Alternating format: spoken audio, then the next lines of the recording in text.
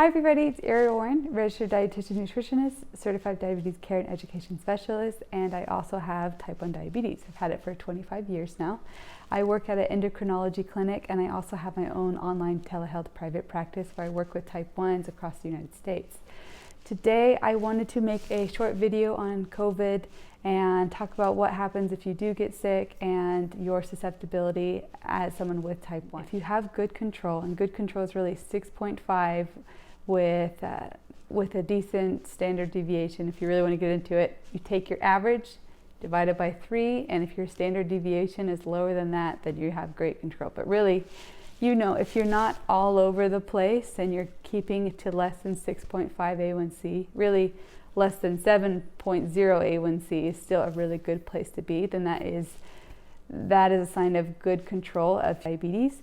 And so somebody who has type 1 but has good control isn't more susceptible to COVID and doesn't cause them to have more serious complications if they were to get COVID. So we're doing what we can, having our social distancing, we're spending more time at home, cut off going to doing extra things that aren't as necessary during this time to just decrease our exposure.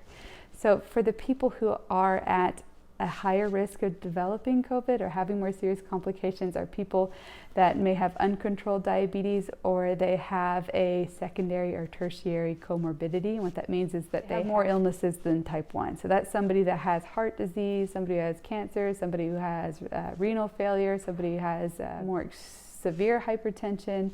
And so these are the people that are at higher risk, but they're still, our chances are still more slim of getting it. But as long as you take the precautions to stay at home and to stay safe, then you're going to be in a better place if you are at greater risk.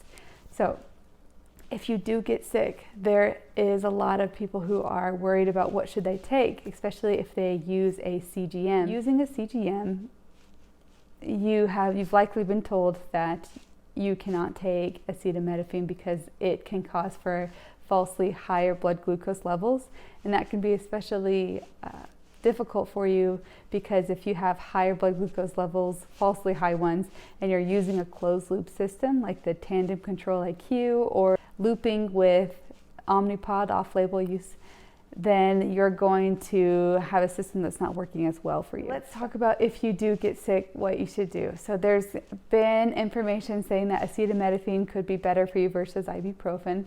However, we have more information from the World Health Organization and from FDA saying that we don't have strong enough evidence to support that we should use acetaminophen over ibuprofen. But again, if you are worried at all, definitely work with your doctor to have more clarification that in your specific case. So many people with diabetes who use a continuous glucose monitor are worried about using or switching to acetaminophen. CGMs do not like acetaminophen. They don't often work as well, but this is to help you feel better about that. So with the Dexcom G6, which is used with looping off-label use and also with Control IQ with Tandem, you can use up to 1,000 milligrams or 1 gram every 6 hours. With the G4 and G5, it was contraindicated, so people weren't supposed to take acetaminophen on the G4 and G5, but with the G6, you can take up to 1,000 milligrams every 6 hours. For the Freestyle Libre, there is actually no contraindication, so you can use acetaminophen and you shouldn't see falsely high blood sugar levels. With the Guardian 3 that's used with the 670G Medtronic pump, you may have falsely elevated levels, and so if that's the case, then I would just test more than you usually do just to be checking it to see, or again, we don't have strong enough evidence to use acetaminophen over ibuprofen. But if you have extra questions, you should always consult with your doctor to get more information. And so lastly, things to do to just keep you from going out. I've been asked a lot, well, what do I keep in storage as a dietitian, as somebody who's had diabetes for a long time?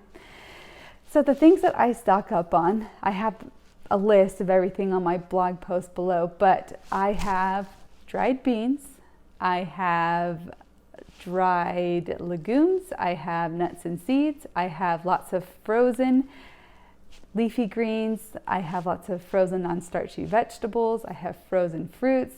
So I just want foods that can keep well And I have a lot of frozen varieties of plants, but I also have fresh produce, but the ones that tend to last longer in the fridge. So I have apples and I have oranges, but I'll be honest, I love apples. My son and I, we eat a ton of apples. So I have I had probably 2 or 3 giant bags of apples, and somebody thought I was a crazy person in line checking out because everybody was, running and grabbing toilet paper, and I was grabbing more apples because I love them.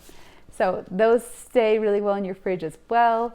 But if you want to make your COVID stash cute, this is what I did. I don't have a whole ton of room in my pantry, so I just try to make my garbanzo beans cute in my little gallon jar. And then I have quinoa, which is lower in carbohydrates, higher in protein and fat compared to rice. And then I have some lentils too. So here's just some ideas that you can do with all your food storage to keep you healthy and safe and from having to go to the grocery store all the time. So hopefully that's helpful to you. I'm here for you. You can always connect with me and work with me if you feel like you need to work with a dietitian and diabetes educator. So stay safe, and my information to my blog and my email are below, and I'll talk to you next time. Okay, bye-bye.